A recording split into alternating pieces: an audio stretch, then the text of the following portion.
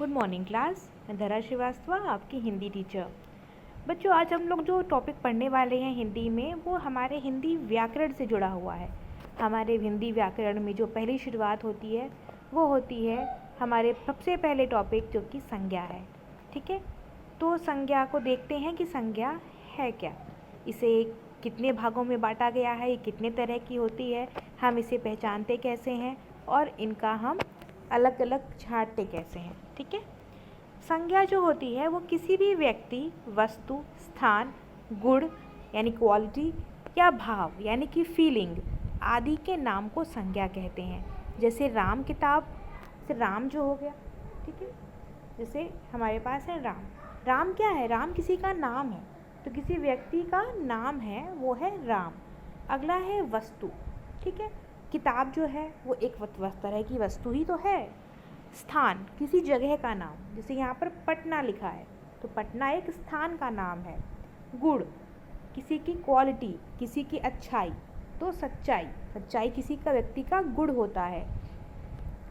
भाव, फीलिंग, अगर किसी को ठंडी लग रही है कोई, तो वो आप कैसा फील कर रहे हैं? आप ठंडा फील कर रहे हैं। आपको गर्मी लग रही है, आप गर्म फील कर रहे हैं। आप गुस्से में हैं, आप गुस्सा फील कर रहे हैं।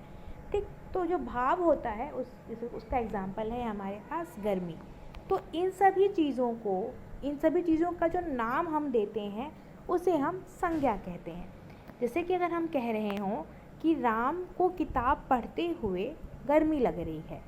ठीक, तो इसमें राम, किताब और गर्मी ये तीनों ही संज्ञा हैं, लेकिन ये अलग अलग संज्ञा हैं।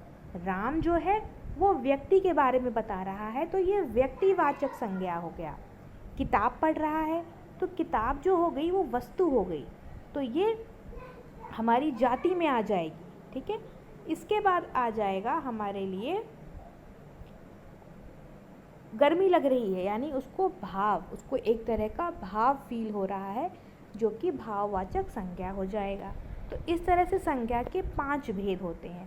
पहला होता है व्यक्तिवाचक संज्ञा, दूसरा जातिवाचक संज्ञा, तीसरा भाववाचक संज्ञा, चौथा समूहवाचक और 5वां हो जाता है हमारा द्रव्यवाचक संज्ञा। ठीक है, आगे समझते हैं कि व्यक्तिवाचक संज्ञा को थोड़ी सी और डिटेल में देख लेते हैं हम। ओके, जिस शब्द में किसी व्यक्ति विशेष, वस्तु अथवा स्थान के नाम का बोध होता है उसे हम व्यक्तिवाचक संज्ञा कहते हैं। जैसे कि हमने देखा कि जो राम और किताब, राम हमारा नाम हो गया व्यक्ति का और किताब हमारी वस्तु हो गई, तो ये दोनों ही चीज़ें व्यक्तिवाचक संज्ञा हो जाएंगी। इससे पहले मैंने किताब को गलती से जाति बोल दिया था, आप उसको इग्नोर कर दीजिएगा, उस पर ध्यान मत दीजिएगा। ठीक है, तो इस तरह से जो व्यक्ति, वस्तु या स्थान, इन तीनों का जो भी नाम आएगा वो उसको हम व्यक्तिवाचक संज्ञा की श्रेणी में रखते हैं। जैसे राम, श्याम, जैसे मैंने अभी आपको बताया ना, सपोज करिए कि ऐसा होता, अगर आप ऐसे सोचिए कि राम बरेली गया किताब खरीदने। ठीक, तो राम व्यक्ति का नाम, किताब वस्तु, स्थान बरेली गया। बरेली भी तो किसी स्थान का ही नाम है, तो ये तीनों चीज़ें ही व्यक्तिवाचक संज्ञा में आ जाती। इसके बाद आगे बढ़ते हैं, जातिवाचक संज्ञा को देखते हैं। जिस शब्द से पूरी जाति, वर्ग या समुदाय का बोध हो उसे जातिवाचक संज्ञा कहते हैं। देखिए, अगर जैसे कि जाति, अगर हमारे क्लास में हम क्या कहते हैं, मैं आपको क्या बोलती हूँ? मैं आपको कहती हूँ सुप्रभात बच्चों, सुप्रभात छात्रों। तो छात्रों में आप सभी आ गए। अब आप लड़का हैं, लड़की हैं, आपका कुछ नाम है, आप कहीं से आते हैं, मैं इससे मतलब नहीं रख रही हूँ। मैं तो सिर्फ देख रही हूँ कि मेरी कक्षा में कितने बच्चे आए और सभी बच्चों को मैं कलेक्टिवली एक साथ एक जाति में बांध रही हूँ, और वो जाति क्या है? छात्र। आप सभी मेरे छात्र हैं। तो जिस शब्द से, यानी कि छात्रों, ठीक, छात्रों से आप सबकी अलग अलग, आप सबकी जो भी इंडिविजुअलिटी है, अपनी पर्सनालिटी है, वो ख़त्म हो गई। अब आप सब एक ग्रुप हो गए, तो जहाँ भी एक ग्रुप को संबोधित किया जाए वहाँ पर जातिवाचक संज्ञा होती है। ठीक है, जैसे कि अगर हम ये कहें कि मेरे क्लास की लड़कियाँ डांस प्रैक्टिस के लिए गई हैं, तो लड़कियों में तो सभी आ गई। लड़कियों में अगर मेरे क्लास में आराध्या पढ़ती है, वंशिता पढ़ती है, प्रख्या पढ़ती है, तो ये सभी लड़कियां आ गई, इसमें लीला भी आ गई। लड़कियां मतलब लड़कियां, सभी लड़कियां। फिर अगर मैं बोलूँ मेरे क्लास के लड़के प्लेग्राउंड में खेलने गए हैं, तो लड़के में तो फिर सभी आ गए, वो रुद्राक्ष भी आ गया, हिमांचल भी आ गया, नरेंद्र भी आ गया, रोहित भी आ गया, मनन भी आ गया और शुभम भी आ गया। इस तरह से ये सभी बच्चे इसमें आ गए। ठीक, तो मैंने किसी एक का नाम ना लेकर के बल्कि पूरे ग्रुप की बात की है। जब भी एक ग्रुप, एक समूह की बात की जाती है तो वहाँ पर हमेशा ही जातिवाचक संज्ञा होती है। ठीक, जैसे कि मैं यहाँ पर एग्जाम्पल में ये रखा है उदाहरण में, फूल। फूल मतलब फूल, फूल में गुलाब का भी आ गया, कमल का भी आ गया, चमेली का भी आ गया। ठीक, फल में भी आम, अंगूर, सेब सभी आ गए। ठीक है, इस तरह से जहाँ पे समूह में बांटा जाए वहाँ पर जाति मानी जाती है। आगे देखते हैं भाववाचक संज्ञा। जिस भी शब्द से हमें किसी की भावनाओं का पता लगे, ठीक है, उसे हम भाववाचक संज्ञा कहेंगे। जिस शब्द से किसी वस्तु अथवा प्राणी के गुण, क्वालिटी, धर्म, दशा, स्थिति, अवस्था अथवा भाव का बोध होता है, उसे हम भाववाचक संज्ञा कहते हैं। जहाँ भी हम कुछ फील करेंगे वहाँ पर हम भाववाचक संज्ञा लगाएंगे। जैसे कि बुढ़ापा। बुढ़ापा क्या है? बुढ़ापा एक फीलिंग है। ठीक, किसी का नाम नहीं है, ये एक तरह की फीलिंग है। बचपन, बचपन सबका होता है, बुढ़ापा भी सबका ही होता है। तो ये एक फीलिंग है, एक दौर है। ठीक है, ये हर इंसान फील करता है। अब अगर मिठास है, देखिए आप मिठाई खाते हैं, मिठाई एक तरह की फीलिंग है, आपके टेस्ट बड्स उसको फील करते हैं, तो वो एक तरह से फीलिंग है। तो जहाँ भी फीलिंग्स की बात आएगी वहाँ पर भाववाचक संज्ञा बन जाएगी। अब देखिए फीलिंग्स तो हर जगह बन सकती हैं, इसलिए भाववाचक पे थोड़ी सी और डिस्कशन करेंगे, लेकिन थोड़ी देर के बाद। पहले हम समूहवाचक को भी समझ लेते हैं। समूहवाचक में देखते हैं, जिस शब्द से किसी व्यक्ति या वस्तु के समूह अथवा झुंड का बोध होता है उसे हम समूहवाचक संज्ञा कहते हैं। जैसे मेला। मेला कोई एक आइडेंटिटी तो है नहीं। मेला मतलब मेला, मेला सुनते ही हमारे दिमाग में ख्याल आ जाता है कि भीड़ होगी, भीड़ होगी, दुकानें लगी होंगी, झूले लगे होंगे, लोग खा रहे होंगे, घूम रहे होंगे, है ना। ऐसे ही सभा। सभा मैं समझ गई, सभा मतलब मीटिंग या कमेटी, तो हम समझ गए कि सभा मतलब कई लोग इकट्ठा होंगे, इसीलिए सभा लिख रखा है। ठीक है, इसके बाद आती है सेना। सेना किसी एक सैनिक की तो बात नहीं हो रही, सेना मतलब पूरा ग्रुप, जितने भी सैनिक हैं वो सभी उसमें आ गए। इस तरह से सेना भी एक समूह हो गया। ठीक है, एक समूह हो गया। आगे चलते हैं, देखते हैं द्रव्यवाचक संज्ञा। द्रव्यवाचक संज्ञा में जिन शब्दों से नापे तौले जाने वाली वस्तुओं का बोध होता है उसे द्रव्यवाचक संज्ञा कहते हैं। जैसे कि आपने बोल दिया कि मुझे 1 गिलास दूध चाहिए या 1 गिलास पानी चाहिए, आपने दूध वाले भैया से बोल दिया कि आप कल से 2 लीटर दूध लेके आना, तो आपने नापने तोलने की बात कर ली ना, आपने निर्धारित कर लिया कि मुझे इतना ही चाहिए।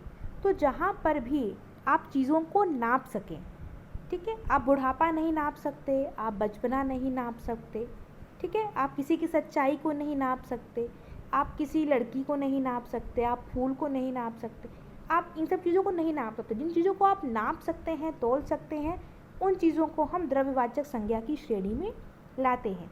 जैसे कि चांदी, चावल, गेहूँ, आटा, इन सभी चीज़ों को हम नाप तोल के ही घर में लाते हैं, नाप तोल के ही यूज़ करते हैं कि 4 लोग के लिए खाना बनेगा तो हमें इतना ही दाल चाहिए, इतनी ही चावल चाहिए, है ना। तो ऐसी सारी चीज़ों को हम द्रव्यवाचक संज्ञा की श्रेणी में लाते हैं। अब एक छोटा सा डिटेल में आपको बता देती हूँ कि भाववाचक संज्ञा, हर शब्द से भाववाचक संज्ञा बन सकती है अगर हम उसमें कुछ माइनर से चेंजेस ले आएँ। जैसे कि आप यहाँ देख सकते हैं कि भाववाचक संज्ञा का निर्माण हम किस किस तरह से कर सकते हैं।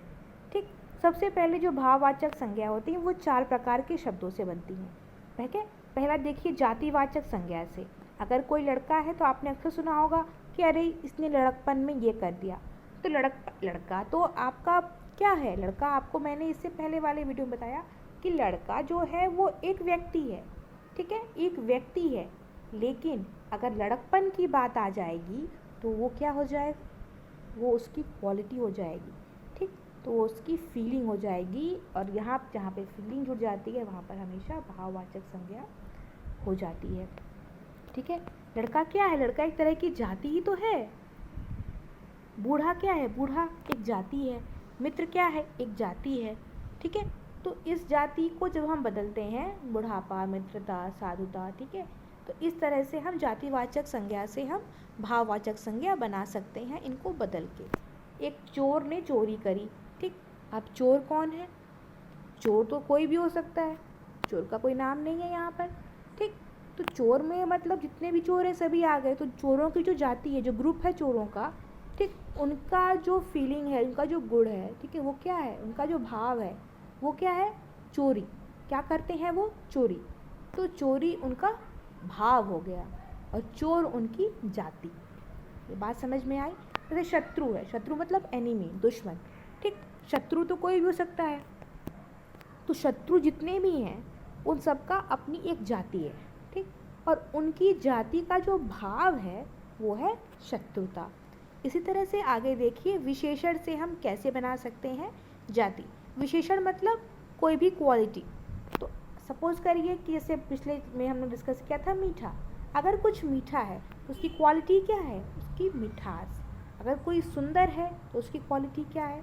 सुंदरता, ठीक। तो इस तरह से हम जातिवाचक संज्ञा और विशेषण से हम भाव बना सकते हैं। ऐसे ही सर्वनाम, सर्वनाम जैसे कि अपना तो अपनापन, ठीक, थकान से थकावट, हारना हार। इसी तरह से आगे देखिए क्रिया, क्रिया से भी हम बना सकते हैं भाववाचक संज्ञा। सुनना, सुनना क्या है? क्रिया है, एक्टिविटी है। आप किसी को सुन रहे हैं, मैं आप बोल रही हूँ, आप मुझे सुन रहे हैं, तो ये आप एक तरह से क्रिया कर रहे हैं। लेकिन अगर इस क्रिया को भाव में बदलना होगा तो आप क्या बना देंगे? इसे सुनवाई या सुनाई। इसी तरह से नदी है, नदी बहती है, तो बहना क्या है? क्रिया है, मूवमेंट करना है, एक्टिविटी है। ट्रेन जो रिवर है वो एक्टिव है, वो चल रही है, लेकिन उसका फीलिंग क्या है? बहाव, जो उसका फ्लो है। रिवर तो रिवर है, लेकिन रिवर की क्वालिटी क्या है? उसकी फीलिंग क्या है? उसका फ्लो। ओके। जैसे घबराना क्या है? घबराना एक क्रिया है, एक्टिविटी है। अगर आपका टेस्ट है, आपको पता नहीं, अचानक से आपको सरप्राइज टेस्ट हो गया, टीचर ने क्लास में ले लिया, तो आप घबरा गए, लेकिन आपके अंदर फीलिंग क्या? आप अपनी फीलिंग को क्या कैसे जाहिर करेंगे? आप कहेंगे मुझे घबराहट हो रही है, ठीक है। तो इस तरह से आप किस तरह से अपने आप को जाहिर करेंगे, आप किस तरह से खुद को एक्सप्रेस करते हैं, वो आपकी भाववाचक संज्ञा हो जाती है। आई होप आपको ये समझ में आ गया होगा। कोई डाउट है तो आप मुझसे पूछ सकते हैं। इसके साथ ही मैं आपको एक वर्कशीट दे रही हूँ जिसमें कि आप अलग अलग क्रिया के शब्दों को छाटेंगे, और इस तरह से आई होप ये क्रिया हमारा संज्ञा के शब्दों को छाटेंगे, और इस तरह से हमारा ये संज्ञा टॉपिक फिनिश हो जाएगा। इसके बाद इसके जो भी डाउट्स हैं वो हम क्लियर कर लेंगे। इसके बाद हम अपने अगले टॉपिक सर्वनाम पे चलेंगे। Okay, this is all for today. Thank you class.